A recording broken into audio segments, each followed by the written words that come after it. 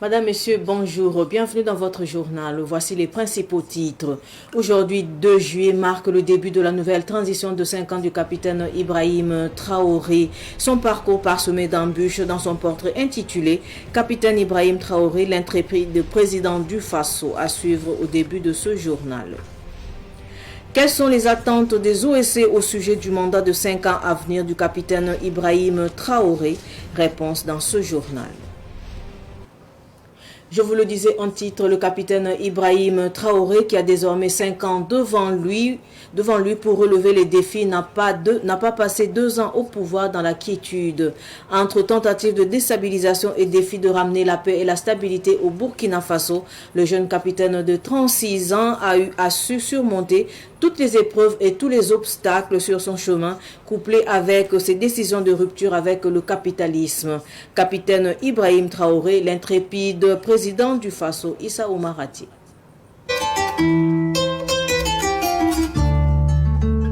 C'est lui qui est adoubé aujourd'hui par la majorité des Burkinabés, avait 34 ans à sa prise de pouvoir un certain 30 septembre 2022. Depuis lors, l'ancien commandant du régiment d'artillerie de Kaya continue de marquer les esprits sur le plan des renforcements des dispositifs sécuritaires du pays, avec notamment des acquisitions de matériel de combat. Jamais le Burkina n'a aussi connu de telles acquisitions en seulement 2 ans de règne. Le capitaine Ibrahim Traoré, puisque c'est de lui qu'il s'agit, marque aussi les esprits avec ses sorties médiatiques fracassantes, riches à la fois de révélations et de vérités, le tout en langue de bois. Visage impassible, l'ancien pensionnaire du lycée Miss Dakarville de Bourdieu-Lasso donne très vite du grain à moudre à ses détracteurs et à ceux hostiles à sa gouvernance qui souvent fait des gorges chaudes avec ses décisions courageuses parmi lesquelles la dénonciation de la coopération militaire avec la France, le rapprochement dans les domaines militaires et de développement avec Moscou, le congédiement de Barbara Manzi, la représentante résidente des Nations Unies au Burkina, le départ du Burkina de la communauté économique des États de l'Afrique de l'Ouest, CEDEAO, et la création de l'Alliance des États du Sahel, AES, dont il est l'un des pionniers. Toutes ces décisions font que le jeune capitaine de 36 ans ne peut pas diriger le pays en toute tranquillité. Lui-même ne doute pas qu'il a bousculé des habitudes et mis fin à des privilèges indus. Il a dit timidement à son investiture en octobre 2022 et plus vigoureusement lors de ses plus récentes sorties comme à la RTB. Plusieurs tentatives de coup d'État contre le capitaine Ibrahim Traoré ont été déjouées en 21 mois. Des gens proches du pouvoir disent avoir décompté 10 complots ourdis, mais toujours étouffés dans l'œuf. Pour le pouvoir de la transition, il n'y a pas de doute que ces initiatives de déstabilisation très bien orchestrées viennent de Burkinabés appuyées par des puissances extérieures qui voient leur influence dans le pays se réduire et leurs intérêts se dissiper avec les militaires à la tête du Burkina. Jamais un pouvoir civil ou militaire n'a réussi à déjouer autant de tentatives de déstabilisation en 2 ans, alors que les pronostics autrefois ficelés en laboratoire par l'Occident ne semblaient pas en sa faveur. Sûrement, la mobilisation des Burkinabés avec une conscience politique élevée qui voit en lui l'homme providentiel, longtemps attendu depuis la mort du charismatique capitaine Thomas Sankara, constitue aujourd'hui sa force. Avec la nouvelle phase de la transition ou du mandat, disons de la refondation qui commence le 2 juillet, le capitaine Ibrahim Traoré doit encore faire face à plusieurs défis, notamment celui de ressusciter autrement et plus patriotiquement les partis et formations politiques, les organisations de la société civile par le passé au service de l'Occident, dont les activités sont suspendues depuis 2 ans maintenant, et surtout à l'épineuse question du terrorisme qui met à rude épreuve la paix et la stabilité au Burkina. Pour la solidarité au sein de la redoutée nouvelle AES et la rupture totale avec la France, sinon l'Occident, IB, comme ses fans l'appellent, c'est mieux que quiconque ce qu'il y a à faire.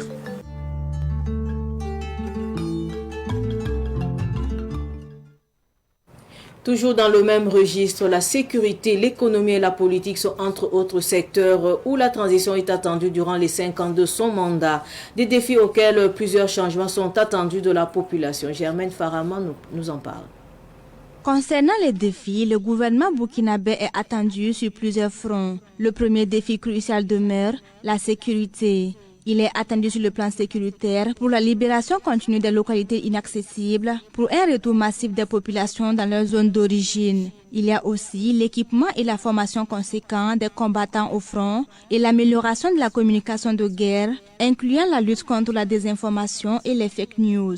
À ces défis s'ajoutent ceux économiques. Il est attendu du nouveau gouvernement l'atténuation de la vie chère de plus en plus redoutée. À cela s'ajoute la relance économique à travers une stratégie d'accompagnement des petites et moyennes entreprises qui tiennent difficilement aujourd'hui. Pour terminer, le gouvernement a encore pour défi l'animation de la vie politique. Durant les 5 ans de mandat, l'accomplissement des 2 premiers défis devront permettre d'aboutir à la relance des activités de partis politiques suspendues depuis 2022.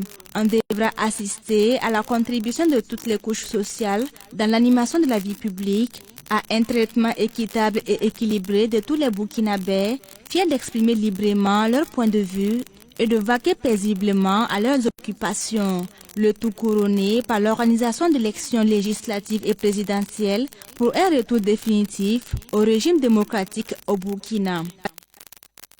Je vous le disais également en titre, la réinstallation des villages, l'accompagnement des populations, la création d'emplois sont des attentes des OSC vis-à-vis du capitaine Ibrahim Traoré.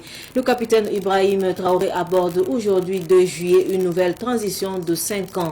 Les leaders d'OSC se sont exprimés au cours d'un micro-trottoir réalisé par Abdoulaye Kinda. D'ici les 5 ans, au moins, il y a un résultat vraiment concret et satisfaisant qui peut dire que voici tel village placé à rejoindre les villages et ils cultivent. Nous demandons un bilan vraiment satisfaisant. Et encore, nous luttons encore 2 façons. Lutter contre les terroristes et lutter aussi contre notre liberté à l'industrie. Comment transformer les produits cosmétiques et consommables en même temps. Puisque quand vous voulez votre liberté aussi, il faut savoir faire des choses dans vos 10 doigts. Donc pour pouvoir passer à la hausse de l'économie aussi, il faut penser à l'agriculture, l'élevage et les métiers. Nous voulons développer aussi, ce n'est pas uniquement le commerce, mais c'est développer aussi les métiers, comment apprendre à quelqu'un à transformer quelque chose à un produit, c'est des cosmétiques ou consommables. La jeunesse aussi a beaucoup besoin de l'emploi et tout le monde aussi ne peut pas travailler dans l'État. Et nous faisons ici même la formation de l'électricité bâtiment. Si l'État peut soutenir toutes les structures qui renforcent les activités qui mêlent à la formation des métiers, en tout cas qu'ils le fassent aussi. Voilà, donc ça va nous faire sortir un peu de l'auberge. Notre attente, c'est que les déplacés là retournent chez eux. Que la guerre prenne fin. Parce que si les VDP, il a dit qu'il va faire des usines. Il a déjà commencé. Transformation de pâte de tomates là. Avec usine pour lavage d'or là. Il y a ça en place. Mais on veut plus que ça. Parce que face au texte, il parlait qu'il allait faire ça.